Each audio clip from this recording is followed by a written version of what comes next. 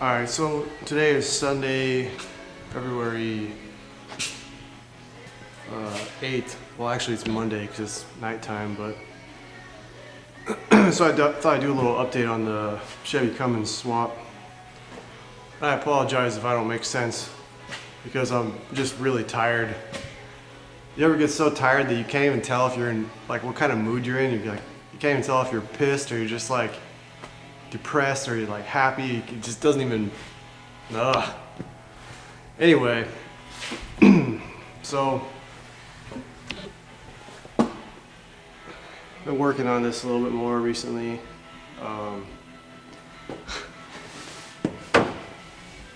So I got both the battery trays in here, and I was all happy about that until I went to put the battery in on this side, and it hit the radiator hose.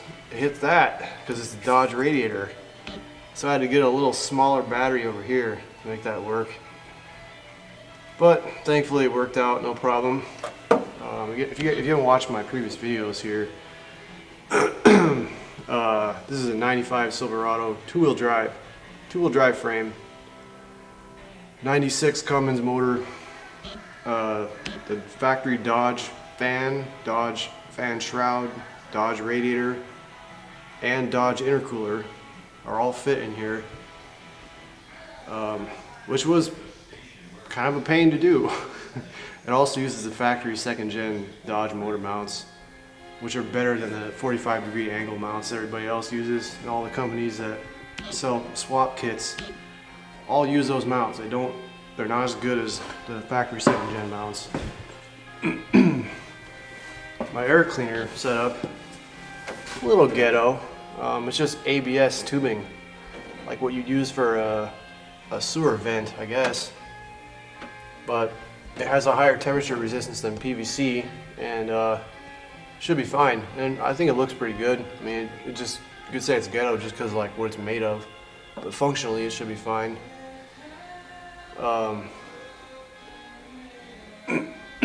So what have I been doing recently? Well, I'm trying to get the wiring all tied up, I guess. I don't know what I'm going to do about the Tach.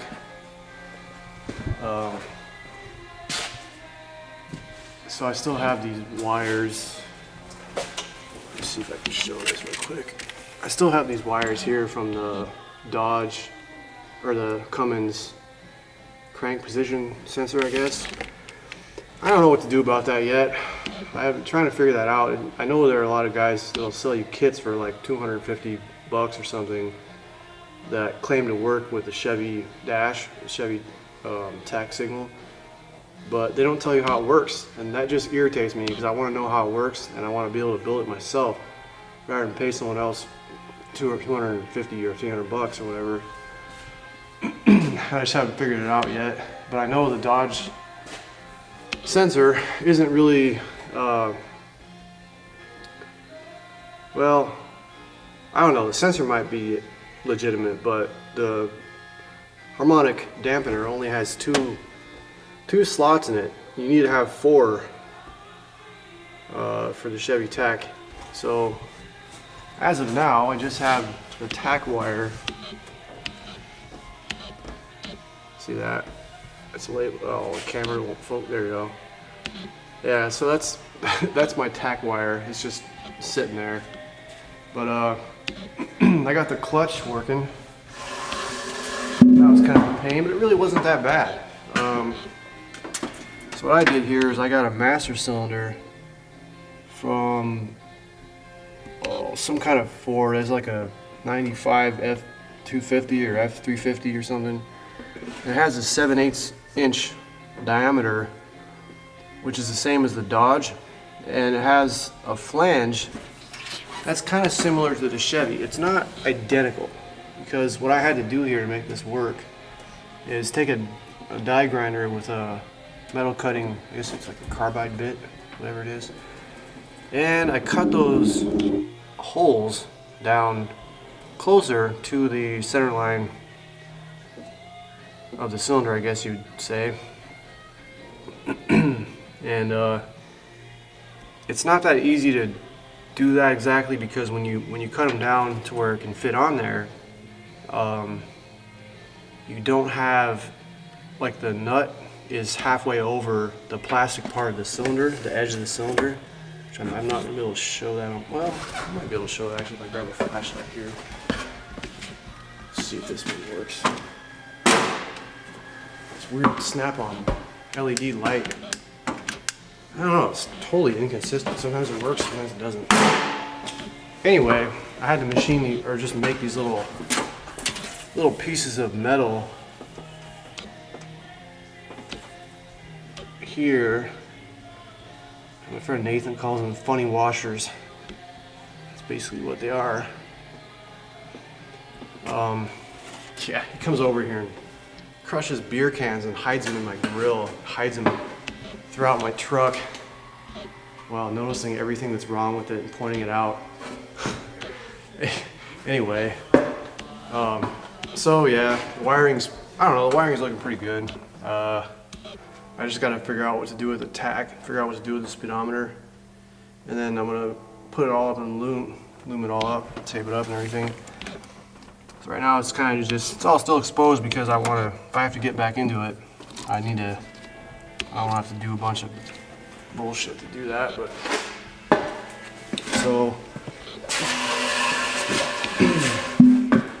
something else I was trying to deal with is the alternator. So this is the factory alternator here for the Cummins. I know a lot of guys mess around swapping alternators and using the Chevy diesel alternator for a Tach reference for the, it's like a W terminal on the alternator. I don't know, whatever. I'm not doing that because this is a gas truck, so I have a gas dash and I don't need that wouldn't help me anyway. So what I did, I hired a guy to convert this to the Chevy style regulator. That's what he said he did, but I fired it up and it didn't work. So what I had to do is run a separate wire. This pink wire here is my ignition on wire, and it pulls like 3.9 or 4 amps or something, which is really, I don't know what is going on. I'm gonna have to call those guys and figure out if that's right, because it seems like it's way too high of an amp draw just to turn the alternator on. Why do you need 4 amps just to turn the alternator on? But once you give it the power, it charges up, and it's 13.9 or whatever, 14 or 13.8 or whatever volts. So I know it's charging. This here is a AEM dry flow filter. We did a little research, and I think the K&Ns are pretty much garbage, and everybody else thinks so too. So I went with this, no oil, and it's supposedly filters very well. So I put this together when I was connected the line to the radiator and I filled it up with coolant earlier. Somehow my reservoir was dripping all over the place. Really weird. Somehow this line just sprung a leak back here, so I had to cut that off and redo that real quick. But yeah, I mean, slow progress. But it's a really difficult project, and I'm doing this all pretty much myself. I mean, the guy who owns the shop here, he's a really smart guy, and I wish he would help me more with this, and I'll probably get him to help me out here pretty soon, because I can't do it. I've been trying to figure out how to do this myself and get the transfer case back in there, but this transfer case weighs as much as I do, probably weighs more than me. So I mean, I can pick it up and walk around with it, but it's just, when you're trying to hold it at the right angle under the truck, because this is the short drive shaft here, 1410 U-joints, factory Dodge dampener thing on there. When you're mounting that up, you need to have those U-joints at the right angle, and I'm not going to run any angle. I want those U-joints to be straight, 0 degrees. I realize that may be contrary to what some people say, but I know what I'm doing when it comes to that. So, but yeah, it's hard to set up. It's hard to get that in the perfect position and hold it there and tack everything in place. And I gotta get the crossmember up and hold that in place too. Let me see if I can show that. or what crossmember. So yeah, here's what's left of my crossmember. They're my old drive shafts, my torque arm.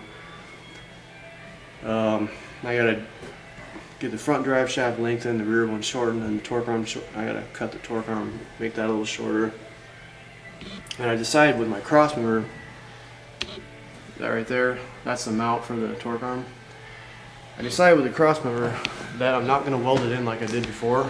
I'm gonna make it bolt in. So I'm gonna drill 4 holes in the left or the driver's side frame rail on the side of the frame rail, not the top or bottom, but the side. And I'm going to bolt it like that, and then on the passenger side I'm going to use the factory holes.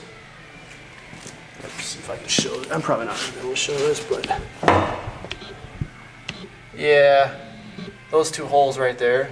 I don't know if that shows up, but there are 2 holes in the frame rail. I'm going to use those holes, and exhaust is going to go right above that. So I'm just going to use a piece of 1/4 inch plate that I'm going to reinforce a little bit for the bottom of that side of the crossmember.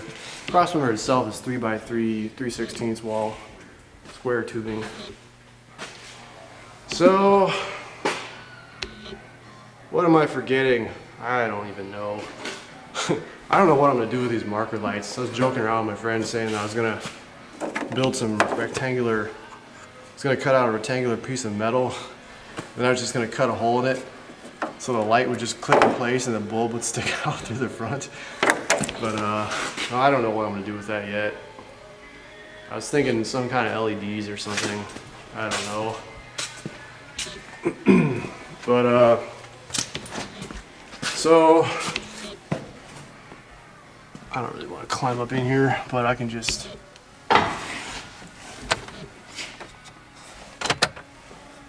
see with the alternator thing right now. Like, I should have the battery thing on the dash saying that I'm not having to charge. I'm not getting any charge. Actually, let me turn the lights on. But since I have the ignition power going to the alternator, that signal going back to the dash indicates that it's charging right now, even though it's not. So it's kind of retarded, but I still have the voltmeter. So as you can see, the voltmeter comes up when you fire it up.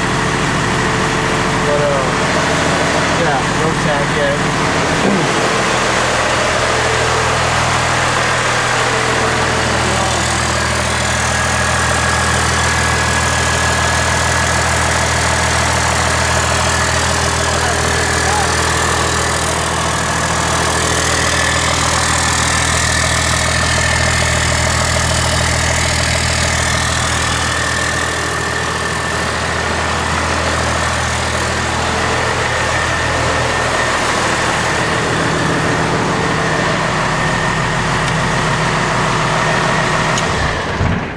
I don't need to make the whole shop reek like diesel exhaust. But I don't know, that's probably all I'm probably not gonna get anything more done tonight. I'm just too tired, I can't even think straight. So yeah, like my last video I said I was gonna get it running, and it runs. It's all got coolant in it, and alternator was charging the batteries and whatever. So slow progress, I guess. My next video, I'm gonna have the transfer case mounted, and I'm gonna have the drive shafts hooked up, and the truck's gonna be driving. So, all right, thanks for watching.